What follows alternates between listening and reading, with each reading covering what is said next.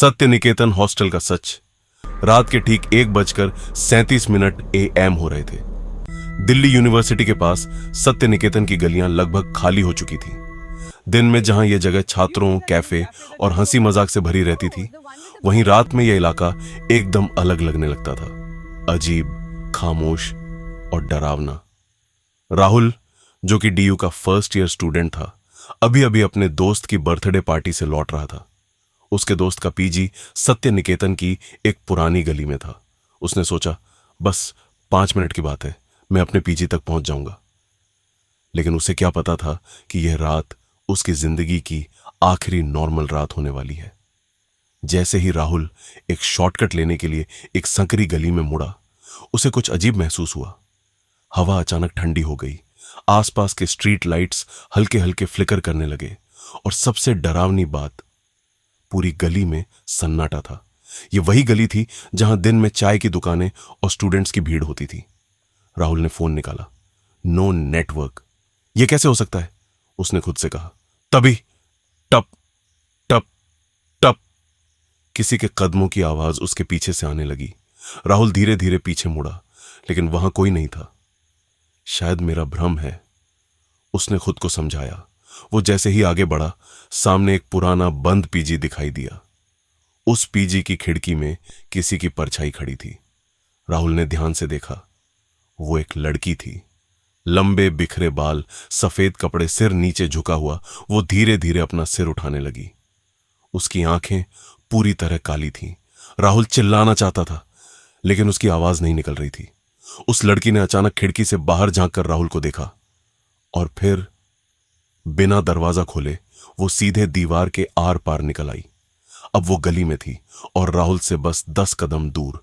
राहुल पूरी ताकत से भागने लगा, लेकिन गली खत्म ही नहीं हो रही थी।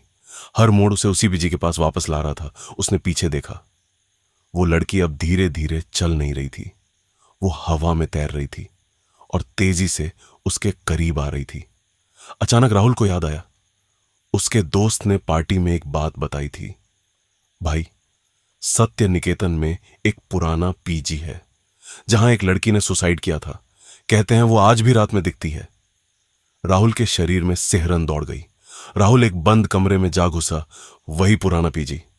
दरवाजा अपने आप बंद हो गया। धड़ाम। कमरे में टूटी कुर्सियां, दीवारों पर अजीब खरोंच और खून जैसे धब्बे। अचानक दीवार पर कुछ लिखा दिखा, डोंट लुक बैक। राहुल का दिल जोर जोर से धड़कने लगा। उसने धीरे धीरे पीछे देखा, और वहीं उसकी सबसे बड़ी गलती थी। वो लड़की उसके बिल्कुल पीछे खड़ी थी, इतनी करीब कि उसकी ठंडी सांस राहुल के कान को छू रही थी। उसने फुसफुसाया, तुम भी मुझे छोड़कर जाओगे? अचानक राहुल के दिमाग में अजीब अजीब इमेजेस आने लगे। वही लड़की इसी कमरे में रो रही थी, फोन पर किसी से लड़ रही थी, और फिर उसने पंखे से लटक कर सुसाइड कर लिया। लेकिन उसकी मौत एक्सीडेंट नहीं थी। उस पीजी के ओनर और कुछ लोगों ने उसे परेशान किया था। उसने कई बार मदद मांगी, लेकिन किसी ने उसकी बात नहीं सुनी। आखिरकार उसने हार मान ली, लेकिन उसकी आत्मा अब भी न्याय चाहती थी। लड़की ने राहुल की आंखों में देखा। तुम भी वैसे ही हो, सब एक जैसे होते हैं, राहुल कांपते हुए बोला। नहीं, मैं अलग हूं, मैं तुम्हारी मदद करूंगा। कुछ सेकंड के लिए सब शांत हो गया। लड़की ने धीरे से कहा, तो सच सामने लाओ। और अचानक राहुल बेहोश हो गया। राहुल खुद को सड़क पर पड़ा हुआ पाया। सुबह के 6 बजे थे। लोग उसे घेर कर खड़े थे। एक आदमी बोला, तुम रात में उस गली में क्या कर रहे थे? वहां तो कोई जाता ही नहीं। राहुल ने उस पीजी की तरफ देखा। वो पीजी अब पूरी तरह सील्ड था, जैसे सालों से बंद हो। कुछ दिनों बाद राहुल ने उस केस की इन्वेस्टिगेशन शुरू की, और सच में उस लड़की की मौत सुसाइड नहीं, मर्डर थी।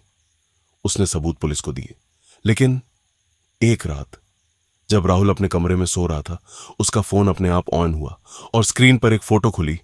वही लड़की उसके पीछे खड़ी थी, और स्क्रीन पर लिखा था, thank you but I am not gone. आज भी सत्य निकेतन की उस गली में रात 1:30 के बाद नेटवर्क चला जाता है। खिड़की में एक लड़की दिखती है, और जो भी डोंट लुक बैक लिखे कमरे में जाता है, वो कभी वैसा वापस नहीं आता।